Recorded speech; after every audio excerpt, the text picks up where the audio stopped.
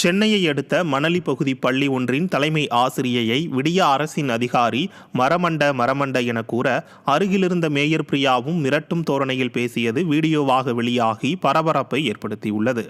ஆய்வு என்ற பெயரில் கண் துடைப்பு நாடகத்தை அரங்கேற்ற திராவிட மாடலின் சென்னை மேயர் பிரியா மற்றும் மாநகராட்சி வடக்கு மண்டல துணை ஆணையர் கட்டா ரவிதேஜா ஆகியோர் மாநகராட்சி பள்ளிக்கு சென்றனர். அப்போது பெண் தலைமை ஆசிரியரிடம் துணை ஆணையர் மரமண்ட நான் அந்த கதையை கேட்கல என கூற உடனிருந்த மேயர் பிரியாவும் பெண்ணை மிரட்டும் தோரணையில் பேச பெண் தலைமை ஆசிரியரோ செய்வதறியாமல் திகைத்தார்.